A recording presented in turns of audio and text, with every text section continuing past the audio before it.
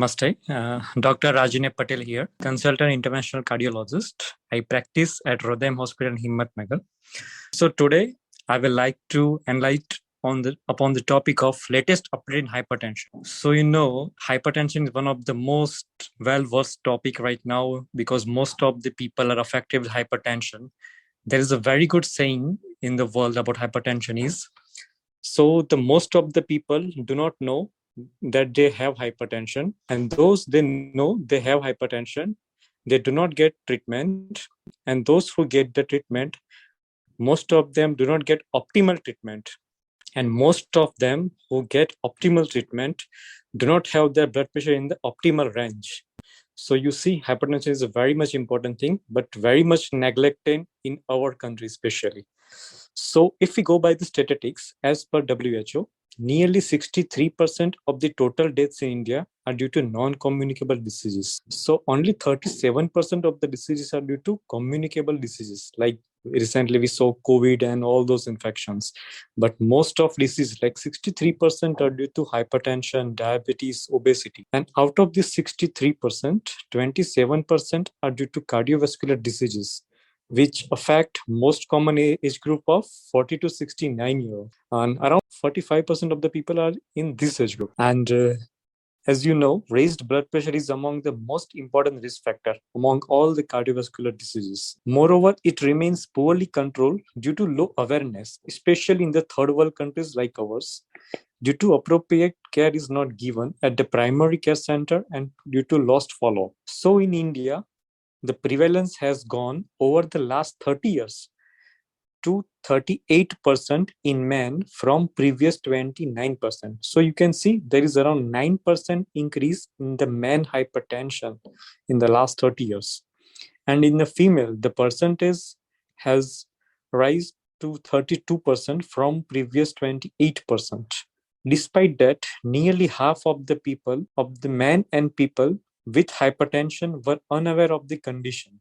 Around 51% of the men and 41% of the women. Additionally, over 62% of the men and more than 53% of the women living with hypertension did not get treatment. Medication that were used to control blood pressure in fewer than 1 in 5 men and 1 in 4 women with hypertension worldwide.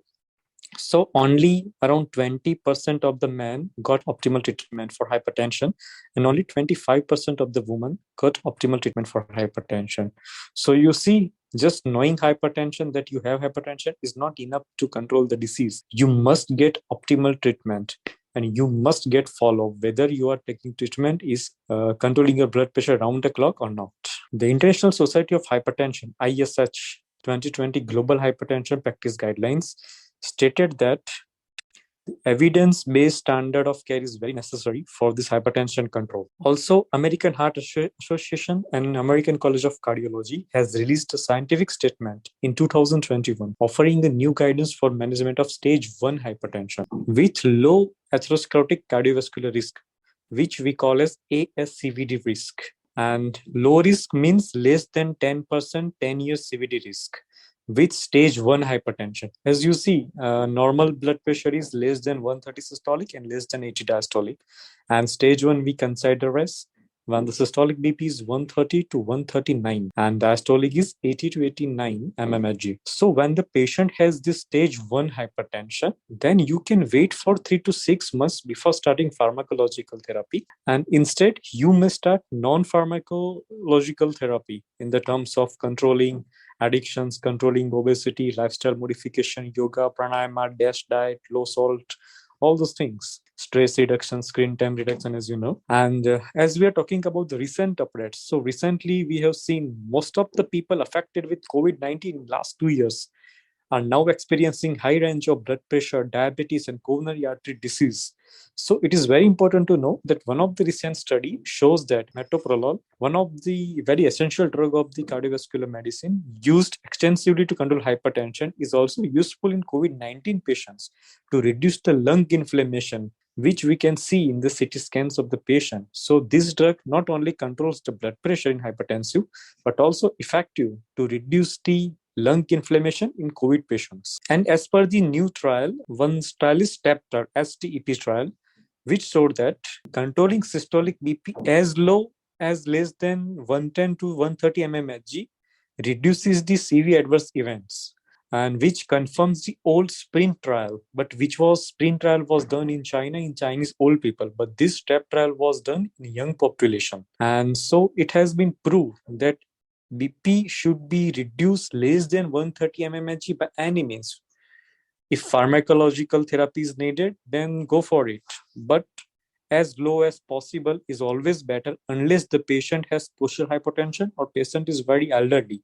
Well, low BP may not be comfortable for the patients. With regard to prognostic value of ambulatory blood pressure monitoring, nighttime blood pressure, 2018 European guidelines state that ambulatory blood pressure should be part of the routine monitoring system, because you see there are many terms for blood pressure. One is mast hypertension, one is white coat hypertension, one is nocturnal hypertension. So you see, not usually when the patients visit us in the OPDs, they usually visit us once in a month, and we measure BP at least 1 or 2 times, and at that time we take only one reading out of 30 days. So if that time BP is normal, patient may not get the optimal treatment. So it is very much recommended, especially the first time when the patient has first time treated hypertension, the BP should be measured 24 hours or at least 48 hours. So that in this test, patient comes to us in the OPD, and we advise him for ambulatory blood pressure monitoring. So a cuff is bound to the patient. Patient can go to home, can do his or her routine work, can sleep accordingly.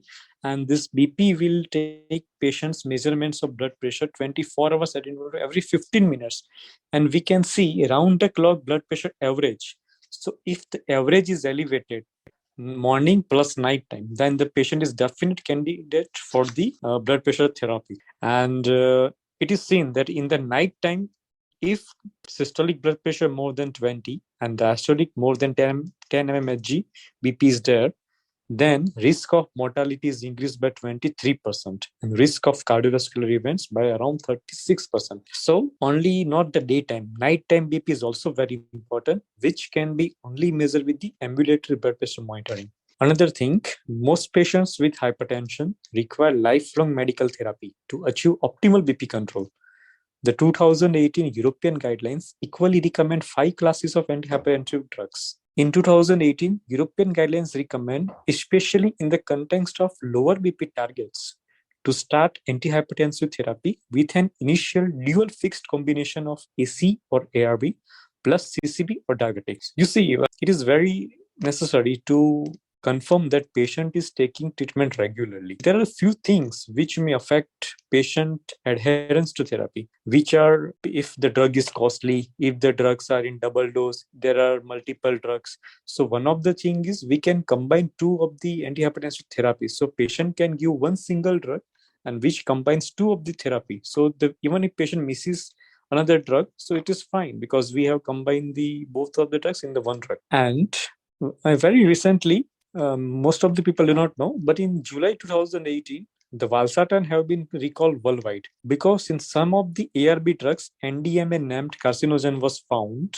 which was found carcinogenic by WHO agency, and which study included around 1 lakh patients. And so around 22 additional liver cancers over the lifetime was found over the 6 years in this study. So valsartan recall accompanied by significant increase in the rate of emergency department, which is of 6%.